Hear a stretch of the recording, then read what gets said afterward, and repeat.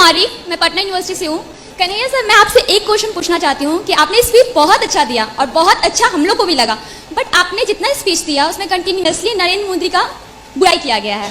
आखिर रीजन क्या है? आप 2014 से पहले का मेरा कोई स्पीच सुने हैं? ना नरेंद्र मोदी के फेवर में हूँ ना आपके फेवर में हूँ, बट दोनों में आखिर क्या रीजन है कि आपने नरेंद्र मोदी का बुराई किया? पहले सुनिए, कोई तो रीजन होगा जो आपको खर रहा होगा।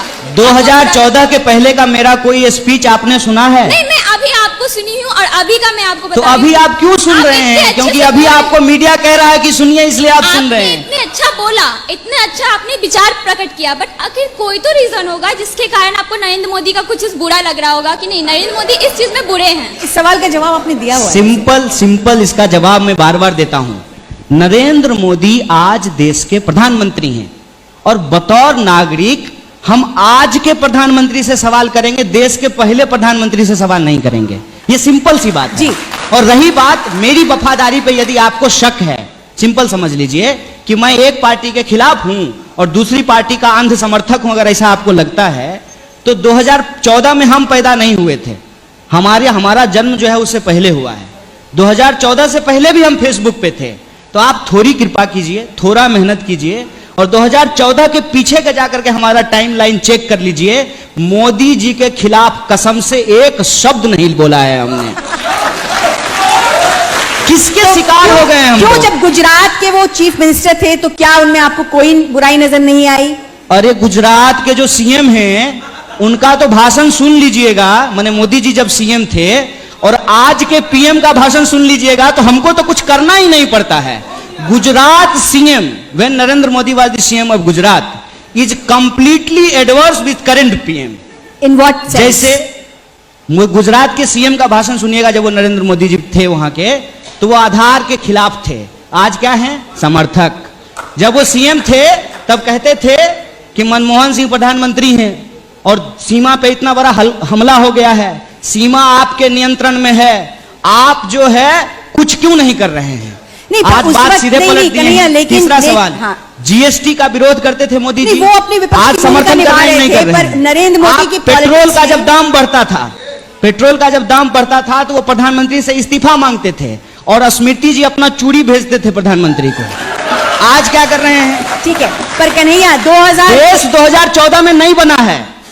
देश का इतिहास हजारों साल पुराना है। ये इनकी बेईमानी है कि ये इतिहास को 2014 से देखना चाहते हैं। नहीं, पर 2014 से पहले भी, 2014 से पहले भी इस देश का प्रधानमंत्री का विरोध हुआ है। क्या इस देश में इंदिरा गांधी जी का विरोध नहीं हुआ? पीवी नरसिम्हा राव का विरोध नहीं हुआ? मनमोहन सिंह जी का विरोध नहीं हुआ? तो मोदी जी का विरोध कर रहे हैं तो कौन सा अपराध कर दिए हैं ये तो बताइए। मोदी जी देश है क्या? मोदी जी देश नहीं है ना, तो मोदी जी का विरोध करना देश विरोध कैसे हो गया, ये हमको समझा दीजिए जरा सा। सत्ता का खेल इस रूप में है कि किसी एक ऐसे व्यक्ति को देश में हो रही सारी समस्याओं का जिम्मेदार ठहराया जाए जो अपने बचाव में कुछ बोल ना पाए। जैसे नेहरू जी, उनकी हालत तो हमसे भी ज्यादा खराब है। हम तो कम से कम यहां आकर के अपना पक्ष रख रहे हैं, नेहरू जी का पक्ष कौन रखेगा? मुंबई में पुल गिर गया, कुछ लोग नेहरू जी को जिम्मेदार ठहरा रहे हैं। मसूद अजहर को ग्लोबल टेररिस्ट घोषित नहीं किया यूएन, और उसमें चाइना ने खिलाफ में वोटिंग की, वीटो का इस्तेमाल किया, लोग नेहरू जी को कोस रहे हैं। तो हमारे प्रधानमंत्री जब झूला झूल रहे थे चीन के राष्ट्रपति के साथ, तो कान में कह देते कि मसूद अजहर को इस बार कर दीजिएगा आतंकवादी घोषित। एक सवाल मेरा ये बनता है कि आखिर आपको नरेंद्र मोदी से दिक्कत क्या है? आपकी टाइमलाइन भरी रहती है, राहुल गांधी के खिलाफ आपने कभी एक लफ्ज नहीं बोला, तो हम पहले ये बात जानना चाहते हैं कि नरेंद्र मोदी साहब की क्या दिक्कतें हैं, अब गिनाइए। सबसे पहली बात तो यह है कि मुझे नरेंद्र मोदी जी से कोई दिक्कत नहीं है। हेडलाइन दे रहे हैं आप। समस्या यह है कि नरेंद्र मोदी जी जिस पद पे बैठे हुए हैं उस पद की गरिमा का ख्याल है मुझे, और मैं बार बार ये कहता हूं कि मैं किसी भी व्यक्ति के खिलाफ नहीं हूं। मेरी लड़ाई किसी व्यक्ति से नहीं है, मेरी लड़ाई संविधान के मूल्यों को स्थापित करने की है। और मैं समझता हूं कि इस देश की सरकार संवैधानिक मूल्यों के खिलाफ है, तो जब हम संवैधानिक मूल्यों की बात करते हैं वो अपने खिलाफ इस बात को समझ लेते हैं। और इसको मैं इस रूप में कहता हूं, और ये बहुत गंभीर बात है, इस देश में अंग्रेज जो काम अधूरा छोड़कर गए थे, अंग्रेजों की चापलूसी करने वाले उस काम को आज पूरा कर रहे हैं। देश की हालत आज ऐसी हो गई है कि आप अगर 1947 के बंटवारे का तुलना करेंगे आज की परिस्थिति से, तो आपको लगेगा कि देश ज्यादा खतरनाक परिस्थिति से गुजर रहा है। जी। हर चीज को हिंदू मुसलमान में बांट दिया जा रहा है, इंसानियत को हिंदू मुसलमान में बांट दे रहे हैं। अगर आप किसी आतंकवादी घटना की आलोचना करेंगे तो आपसे यह पूछा जाएगा कि अच्छा ये बताओ, वो वाला जो आतंकवादी घटना हुआ था तुमने उसकी आलोचना क्यों नहीं की थी? जी। है कई बार क्या होता है मैडम कि गधा जब घास को चर रहा होता है तो बहुत जोर जोर से उसको उखाड़ता है और उसको लगता है कि वो दुब्भी को, बिहार में दुब्भी कहते हैं उस घास को, कि जड़ से उखाड़ दिया है। लेकिन अगली बार गधा फिर उसी मैदान में चरने के लिए आता है। विचारधारा जो हमारी है वो शोषण के खिलाफ है, और जब तक समाज में शोषण रहेगा, शोषण के खिलाफ हमारी लड़ाई भी रहेगी।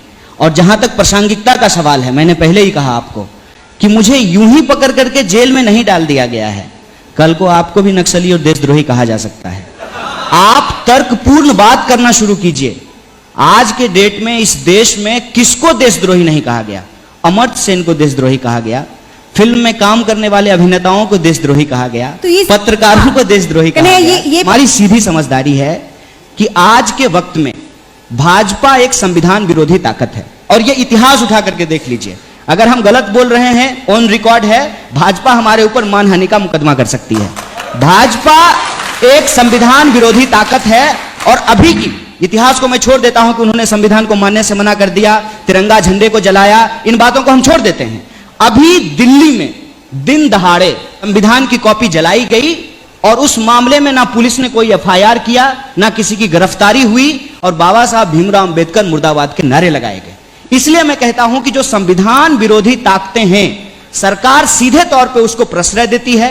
ऐसी परिस्थिति में आप क्या ऑल्टरनेटिव लेकर आ रहे हैं? आपके पास क्या ब्लूप्रिंट है? आप बताइए। देखिए, भाजपा को गाली देना बहुत आसान है, आज तो सबसे आसान है। कन्हैया जी, हम आपसे ये सवाल पूछ रहे हैं। भाजपा को गाली देने वाले लोगों की हत्या हो जाती है। गौरी लंकेश का उदाहरण आपके सामने में है।